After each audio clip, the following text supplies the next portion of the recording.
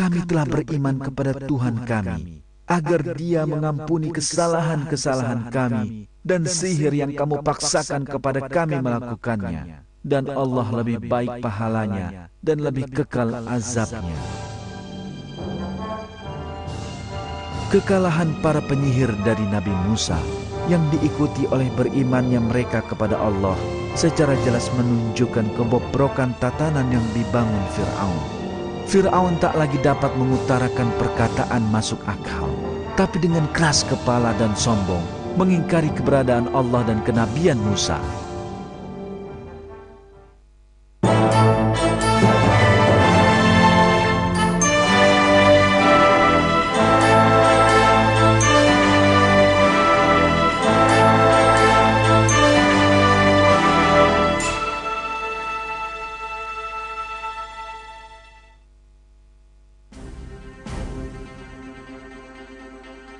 Satu demi satu, Allah mengirim berbagai bencana kepada Fir'aun dan pengikutnya, yakni kaum yang berkeras kepala dalam pengingkaran. Pertama, satu masa kekeringan yang panjang dimulai di Mesir, di mana air merupakan kebutuhan utama. Hasil pertanian berkurang dan diikuti bencana kelaparan. Bencana terjadi di mana-mana di negeri tersebut. Walaupun begitu, Fir'aun dan kalangan terdekatnya tidak meninggalkan perilaku syirik sesat mereka, serta bersikukuh mengikuti agama nenek moyang mereka. Namun, ternyata bencana yang menimpa mereka belum semuanya. Allah menurunkan banyak bencana lagi pada kaum ini. Setelah kekeringan, Allah mengirimkan hujan dan badai dahsyat yang belum pernah disaksikan sebelumnya di Mesir. Belalang dan kutu menghancurkan sawah dan tanaman. Serangga menutupi kota seperti awan hitam. Semua kota di Mesir mengalami wabah katak. Mereka ada di mana-mana, dalam rumah penduduk dan di jalan-jalan. Air sungai Nil dan air sumur berubah menjadi merah oleh darah. Penduduk Mesir kini menderita kehausan. Walaupun begitu, mereka masih tetap dalam keingkaran. Semua azab ini terjadi secara beruntun. Fir'aun dan orang-orang di sekelilingnya berusaha mengelabui Nabi Musa dengan muslihat yang gagal. Dan ketika mereka ditimpa azab yang telah diterangkan itu, mereka berkata, "Hai Musa, mohonkanlah untuk kami kepada Tuhanmu dengan perantaraan kenabian yang diketahui Allah ada pada sisimu. Sesungguhnya, jika kamu dapat menghilangkan azab itu daripada kami, pasti kami akan beriman kepadamu dan akan kami biarkan Bani Israel pergi bersamamu." Maka, setelah kami hilangkan azab itu dari mereka, hingga batas waktu yang mereka sampai kepadanya, tiba-tiba mereka mengingkarinya. Semua bencana yang digambarkan Al-Quran ini telah didukung oleh penemuan-penemuan penggalian arkeologi. Papirus Ipuwer yang ditemukan di awal abad ke-19 menggambarkan parahnya bencana yang terjadi di Mesir.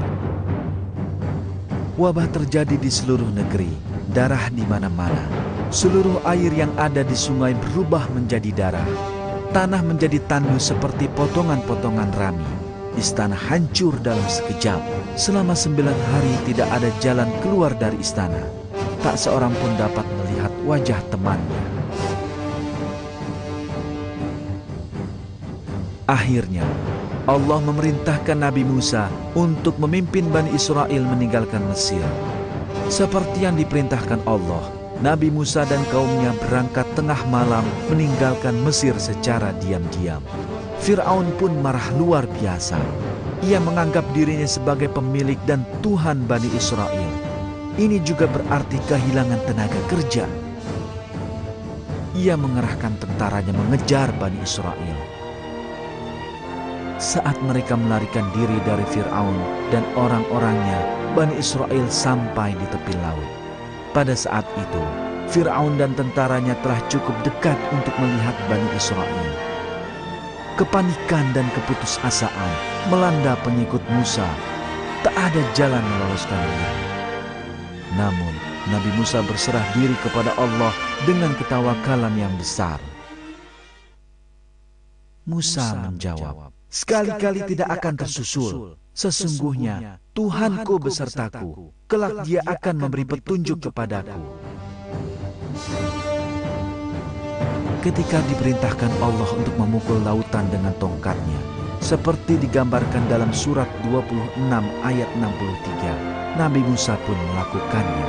Dengan ajaib, Allah membelah laut itu sehingga terbentanglah jalur kering di tengahnya yang segera diseberangi oleh Bani Israel. Fir'aun dan tentaranya begitu nekat mengejar Bani Israel hingga menyeberangi laut.